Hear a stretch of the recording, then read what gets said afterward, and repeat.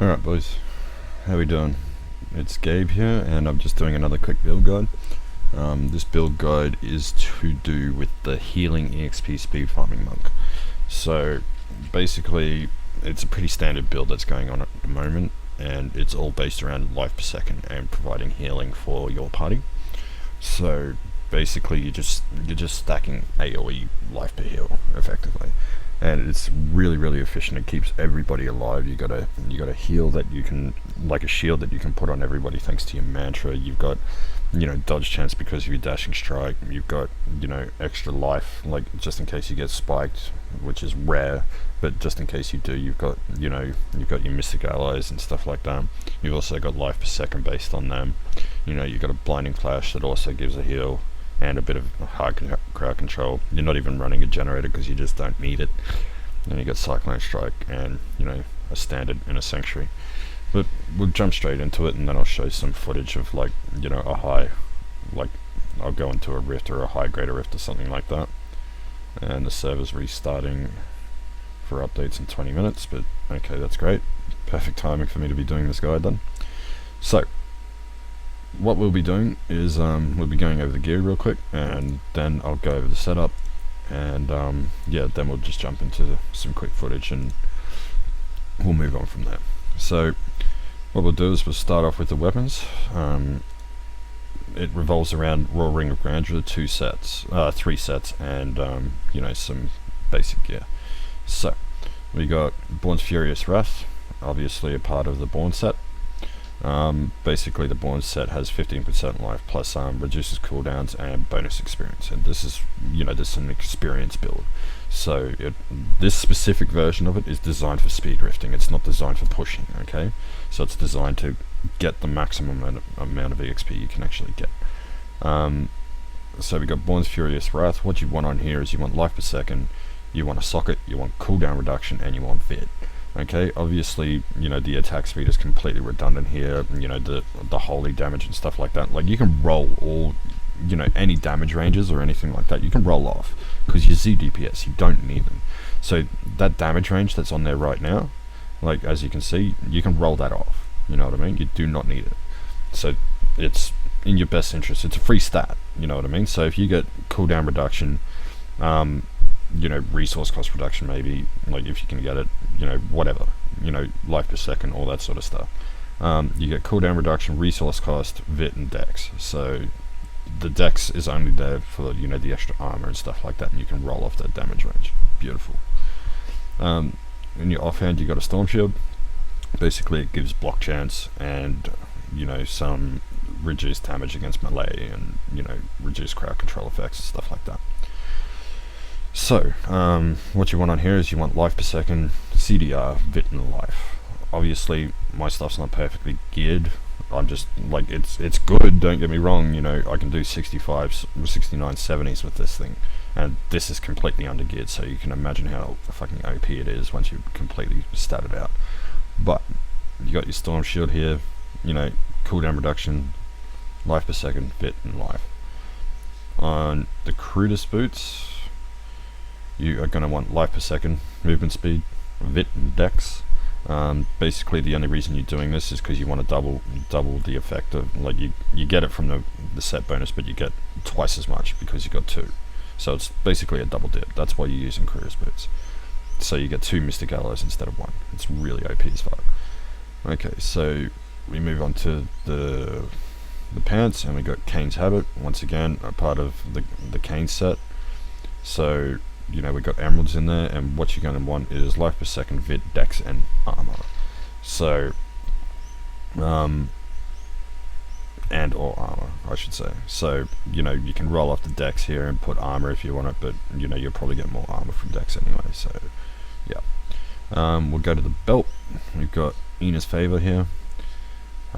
Basically what you want on here is you want life per second, vit, life, and dex. So just basically standard things, and you're seeing a running trend here. I'm getting that regenerating life per second on pretty much every piece I can get, and you'll see why in a second.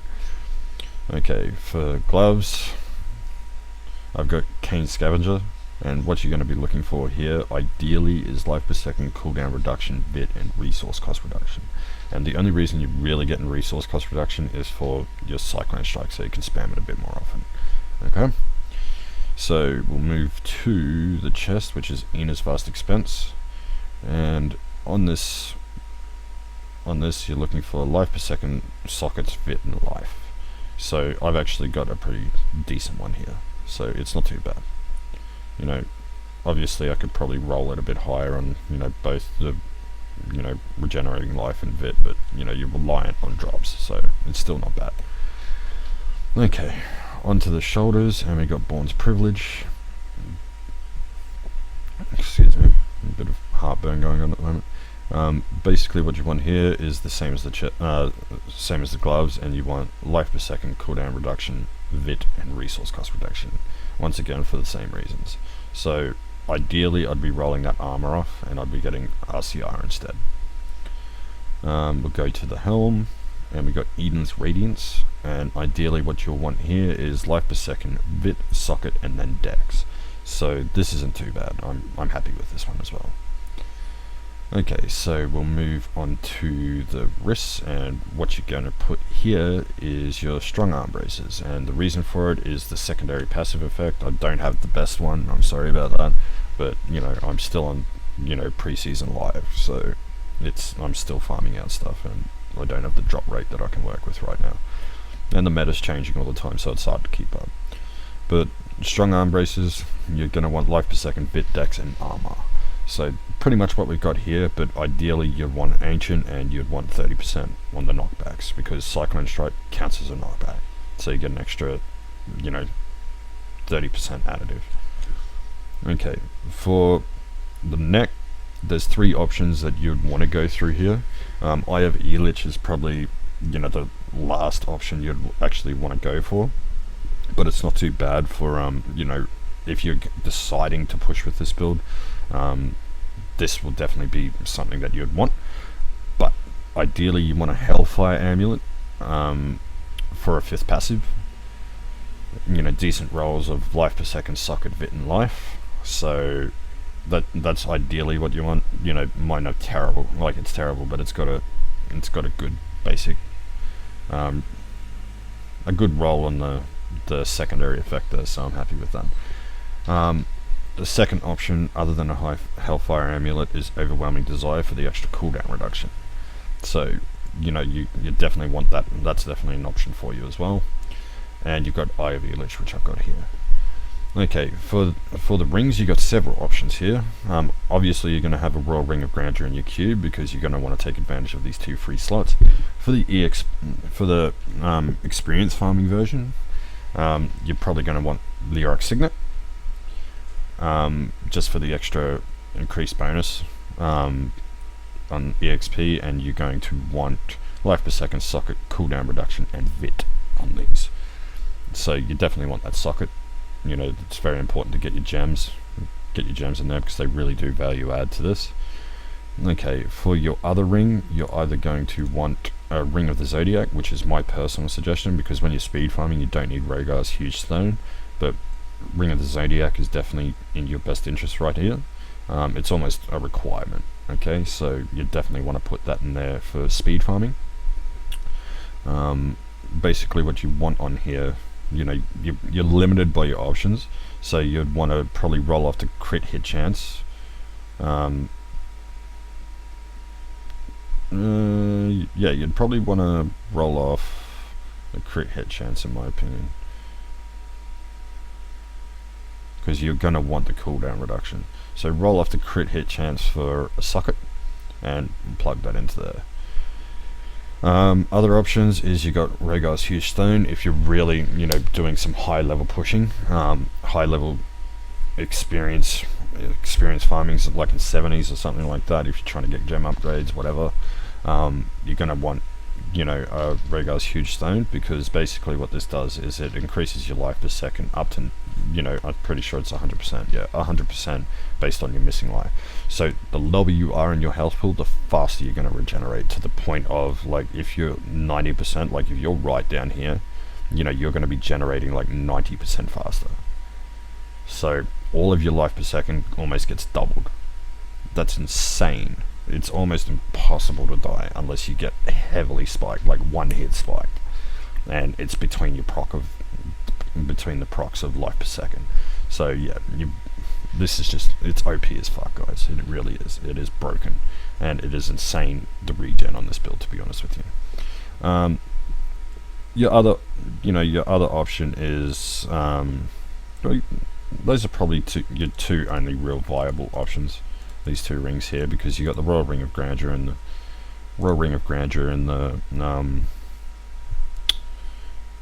in your cube, but you can use, you know, an Oculus ring or something like that if you need a bit more extra DPS for your group. It just depends on what you actually need at this point, but you'd be dropping this. You wouldn't be dropping your Rhaegar's Huge Zone if you're running Oculus.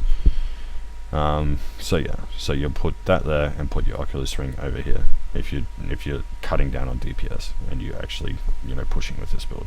It's pretty much the same build across both variations. Like, don't get me wrong, it is, because this is just a standard ZDPS healing setup.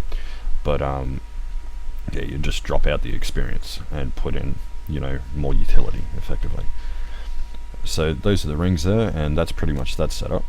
So as you can tell, like, I'm stacking Vit. Like, obviously I wouldn't have this here at all, but my Vit pool's like 1.5 million, and you can increase that even further by a long shot. Okay, so don't even hesitate doing that. Your block amount is pretty high, your block chance is, you know, decent enough, your ore resist is off the fucking chart. Crowd control reduction, all of this mitigating damage definitely helps, and you're overhealing completely. And that's AoE overhealing, it's not just you. So yeah, you got maximum life bonus, but, you know, obviously it's not the best, but ideally it's still good stacking percent life. This is where it really comes to shine, and that's your life per second. You can basically AFK in anything you want, guys, and and you'll just regen constantly. It's fucking amazing. It is beautiful. You want to max out your spirit just so you can spam a little bit more, you know, your movement speed and all that sort of stuff, but that's the multiplier that you're looking for right there on the speed run. So in the cube I've got Ingium, which is basically when you group together in the elite pack, your party will destroy it obviously really quickly, and that'll proc your Ingium for 10 seconds, and that allows you to, you know, spam more of your actives and all that sort of stuff, get your regeneration and all that sort of stuff up. Laws of Seth, this is where you're basically going to be regenning your spirit from. So as you spend it, your Laws of Seth will pretty much just proc off this. So you'll spend something.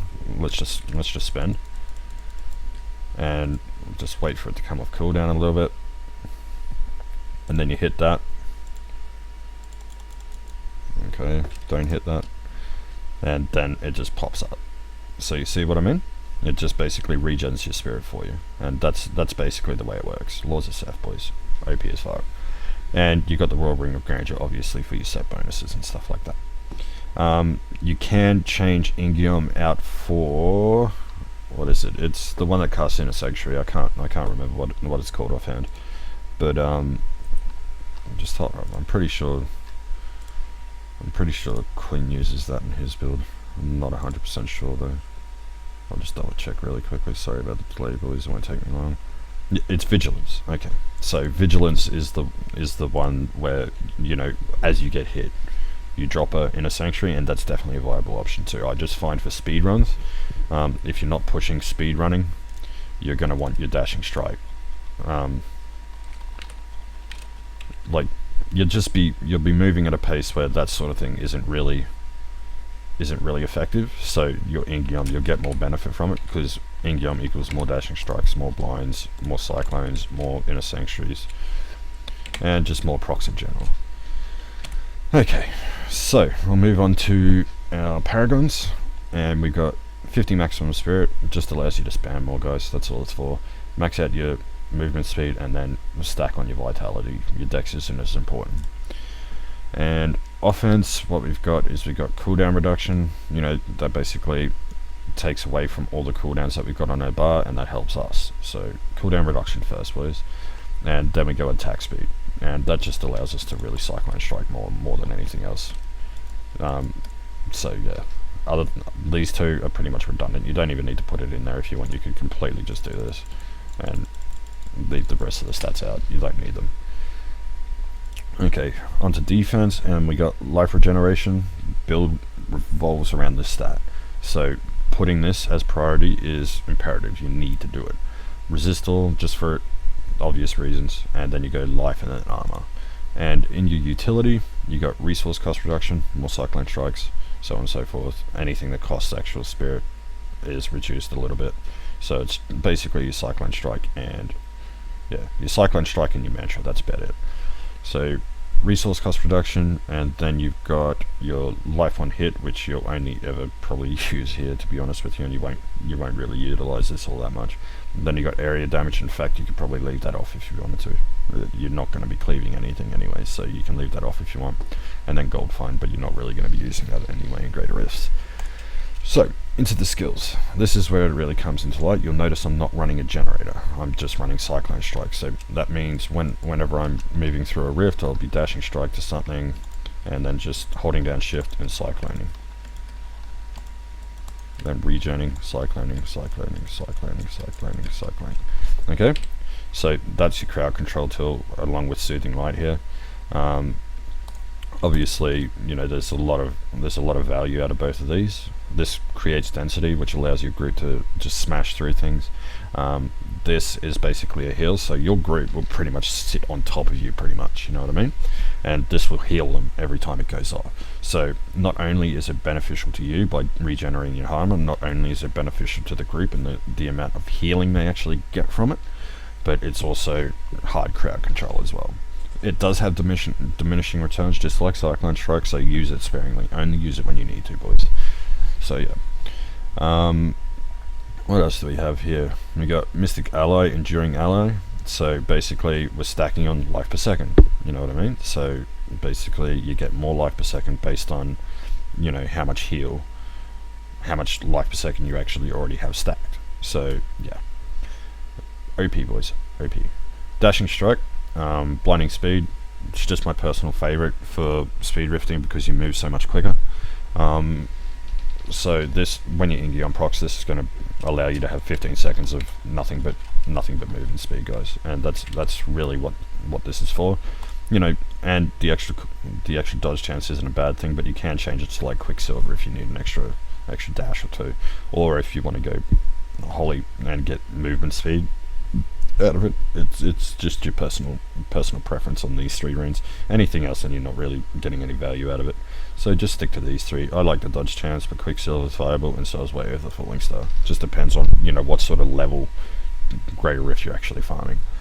So we got Mantra of Healing Sustenance. So basically, once again, it creates a shield for all of your allies on active activation. So whenever I hit my active, every single party member within range of the mantra zone, that's 60 yards, gets a shield. Okay, so it is 62,000 plus 15% of your healing bonus. So you can actually spam this, guys. You can just sit there and just constantly spam it while you're in group, and they've got a constant party. You've got a constant party buff going on, and it's really, really good, especially for like reflect packs and stuff like that. If you got a reflect pack, just keep spamming that and everybody's going to stay alive. It doesn't matter if they're smashing into an active reflect mob, they'll stay alive. And then we got Inner Sanctuary. We got Inner Sanctuary, Forgotten Palace, just for the damage out, and the, you know, actually in the Inner Sanctuary you get a damage reduction. There's variations of this, and where is the variation that I was thinking about? You got a life per second rune here in Safe Haven, you know, so you can absolutely do this if you feel the need. Like, you don't have enough life per second, which you will, but that's not the point. You can definitely feel like if you really want to do it, you can do this. And even Intervene's a possibility, and Intervene adds a dash to it. So, you know, if your party is like way ahead of you or something like that, and they're struggling with a certain situation, you can just dash straight to them. It's a long range dash too. It's huge, so it's got a lot of utility to it. So you can drop this on a DH and run away if you wanted to. So you, like, say the DH is here and you've got mobs here, and the DH is about to die to reflect, bam, straight back with dashing strike and continue doing your thing. it can be a saving grace, boys. But ideally, you'll want the damage amp over it, and everybody's going to be like sitting on top of you anyway. Okay, so for our passives, what we've got here is we've got harmony, you know, obviously for your resistances, and you'll see how much it stacks up inside here. It just goes massive on you, you know, 86, 80, not even more. So almost 100% damage reduction. It's pretty fucking incredible, to be honest with you. So yeah, we've got harmony, we've got Beacon of Utah for the cooldown. It's one of the most powerful things in the game, to be honest with you. Chant of Resonance, which basically reduces the cost of your mantra so you can spam it, and makes your spirit pool more efficient so you can do more things with the amount of spirit you have. And Resolve, because basically it's a damage reduction. So all the damage coming from any mob is reduced by 20%, and with that you can, you know, you'll be using Cyclone Strike, and that applies it, so it's pretty OP.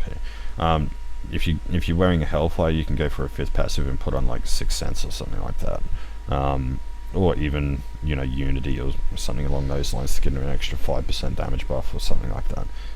They're all viable options, but on your Hellfire you can either go 6th Sense, you can go Exalted Soul if you wanted to, but these are probably the two that you'd want over anything. But you can go Unity for an extra 5% across each member of the DPS in your group. So these three, all viable options on your Hellfire. Okay, so we've gone over the skills. So it's a pretty basic setup. So what I'll do is I'll just jump into a Greater Rift really quick. 60 will do, and I'm just going to go find some density straight up, and I'll just show you what this thing can do. Okay, I just want density, that's all I want. Okay, this is actually really good. Okay, so have a look at this. I got an elite pack. I'm just going to go stand on some electrified stuff. See what I mean? Look at that. This is in a 60. I'm taking all AoE damage and stuff like that, and I'm sitting in Plagued. I'm getting smashed by an elite pack, and I've got lightning and crowd control going off around me, and I'm not dying. And if I drop this, crowd control, heal, all that sort of stuff, you know what I mean? Like, I can completely mitigate most of this damage. Like, I'm undergeared, so this would actually be a lot higher, you know what I mean? Like, I'd be sitting up here in a 60 if I was completely geared. But as you can tell, like, I can just sit here and do nothing, and that's basically what this build is. You're sitting there and really doing nothing but crowd controlling. So your rotation is just going to be pretty simple. You're going to be sitting here spamming Cyclone Strike the whole time, and every time somebody needs it, you spam an active here and there, and then you just keep spamming. You know, obviously keeping into mind, like taking diminishing returns into account. So about every 3 seconds or so, you're going to Cyclone Strike, and that'll proc your strong arm braces. And every time you've got your shit on cooldown, you just keep them going.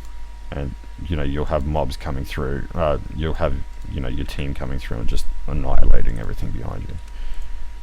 So every 3 seconds, a Cyclone Strike just to help group up. Every 3 seconds, another Cyclone Strike, just to keep your proc up, basically. And cast your Blinding Flash whenever you need it. Obviously, you don't need it all the time, so, you know, you'll be spamming your mantra more than you'll be spending anything on Cyclone Strike anyway. You'll get everything grouped together and only be spamming it once every 5 seconds. But anyway, that's the build. Like, as you can tell, it's like, I wasn't even close to dying, and that's a 60. So yeah, that's the end of the build guide, boys. I hope you did enjoy it. Obviously, you know, I don't have the ideal gear for this build or anything like that, so I do apologize for that on your behalf. But like, obviously you can see the theory actually works. So if you like the build guide, please give it a plus on Diablo Fans there. In the description I'll be putting a link to Diablo Fans as well, so you can give it a click. The Diablo Fans guide will be going up as this is uploading, which is a couple of minutes from now. And yeah, Facebook, Twitter, YouTube, all that sort of stuff will be linked in the Diablo fan and in the description below. So give it a like, dislike if you didn't like it, whichever option you want. Hit the comments if you've got a question or a comment. You know, I will answer everything that comes up in there. So yeah, don't hesitate to hit me up there. Also, hit the subscribe button. You know, it's muchly appreciated. So yeah, boys, I will see you guys soon, and I'll see you guys on the leaderboards. Later.